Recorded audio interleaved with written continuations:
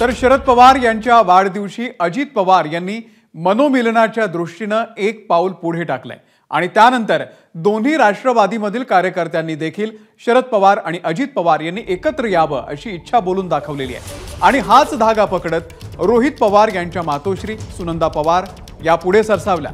त्यांनी दोन्ही पवार यांना एकत्र येण्याची साथ घातलेली आहे।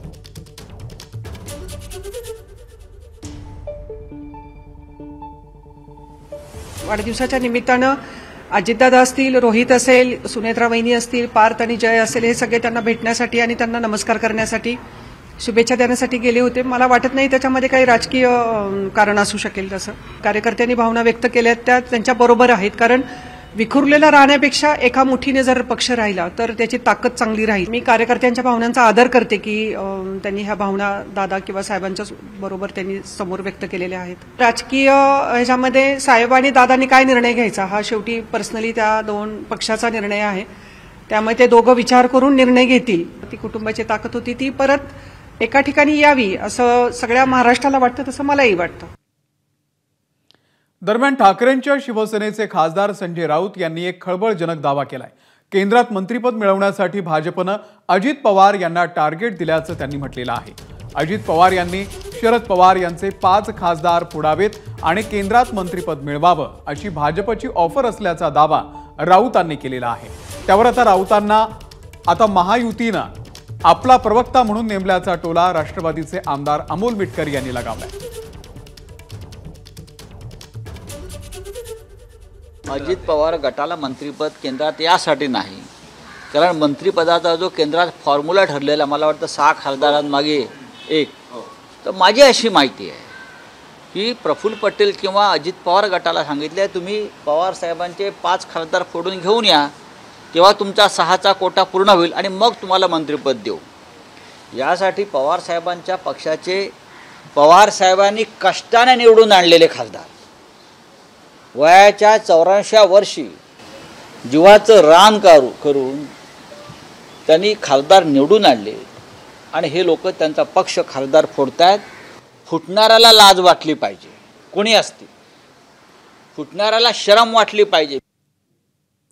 तर संजय राऊत यांच्या या दाव्यावरती आता भाजप आणि राष्ट्रवादीने दिलेली प्रतिक्रिया सुद्धा पाहूयात। तुम्हाला मी म्हटलं ना, झूट बोल पण नीट बोल आणि रेटून बोल, ही संजय राऊतांची सवय आहे। ज्या माणसाच्या पाठीचा कणाच मोडलेला आहे त्या माणसाला जास्त महत्त्व देऊन त्याचं ऐकण्याचं काही कारण नाही। भारतीय जनता पार्टी देशामध्ये सक्षम आहे, राज्यामध्ये सक्षम आहे, त्यामुळे मला वाटतं की आम्हाला कुठलंही लोटस ऑपरेशन करण्याची गरज नाही। आमचं केंद्रीय मंत्रिमंडळातील स्थान निश्चित आहे, आज ना उद्या ते आम्हाला भेटणार आहे। त्यांच्या कुणाच्या येण्यानं आणि कुणाच्या न येण्यानं ते थांबणार नाही। फक्त चांगला मुहूर्त बघून त्याचा सुद्धा योग्य वेळी त्याचा सुद्धा सन्मान आमच्या केला जाईल, आम्हाला पूर्णपणे विश्वास आहे। परंतु संजय राऊत रोज एक नवीन भाकितं करून स्वतःच तोंडावर पडण्याचा एक नवा विश्वविक्रम या महाराष्ट्रामध्ये करतील, हा विश्वास सुद्धा आम्हाला त्याने रोज करत असलेल्या भाकितावर आहे। संजय राऊत हे नेहमीच तुम्हाला माहिती आहे त्यांच्या सवयीनुसार ते अकलेचे दिवाळे किंवा दिवे लावत असतात। असंच त्यांनी अक्कलचा दिवा आजही पाजळला, म्हणून आम्ही म्हटलं की त्यांना महायुतीचा प्रचारक म्हणून आम्ही नेमलं आहे। किती खासदार फुटून जातील, काय जातील, हे त्यांनी जे वक्तव्य केलं त्यामागची त्यांची अस्वस्थता समजून घ्या। तर त्यांची राज्यसभेचा चान्स पण गेलेला आहे, ते पण थोडे बॅकफुटर आहेत, त्याच्यामुळे त्यांची अस्वस्थता आहे। आणि त्यांनी केलेलं वक्तव्य म्हणजे अकलेचे दिवाळे निघाल्यानंतर अकलेचे तारे तोडणे अशा प्रकारचं ते वक्तव्य आहे। तर राष्ट्रवादी शरदचंद्र पवार पक्षाचे खासदार फोडण्याच्या दाव्यावरती आता शरद पवारांसोबत असलेल्या खासदारांनी नेमकी काय म्हटलंय आपण पाहूयात। अमित शाह साहेब आलेच नाहीत, ही चुकीची बातमी आहे, कोणीतरी चुकीचं बोलते।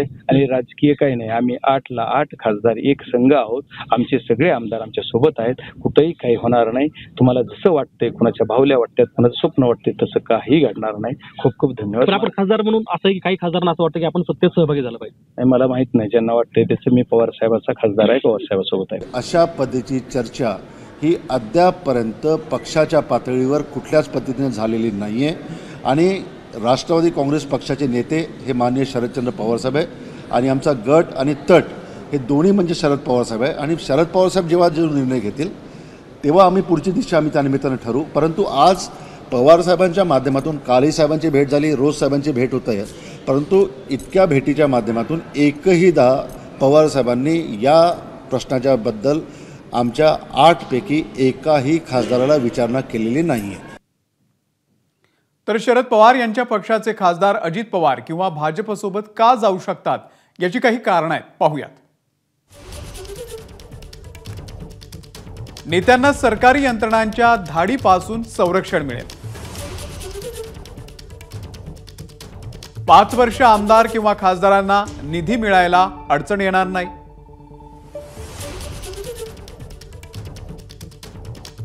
खासदार धैर्यशील मोहिते पाटील यांना जिल्हा बँक घोटाळ्यातून दिलासा मिळू शकेल. बजरंग सोनावणे यांना साखर कारखाना प्रकरणी सुद्धा दिलासा मिळू शकेल. सुप्रिया सुळेंना केंद्रात मंत्रिपद मिळू शकतं. जयंत पाटील, जितेंद्र आव्हाड, रोहित पवार या वरिष्ठ नेत्यांचं सत्तेत योग्यरित्या समायोजन होऊ शकतं.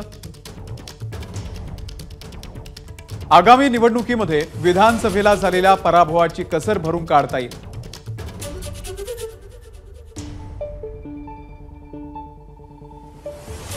एबीपी माझा, उघडा डोळे बघा नीट.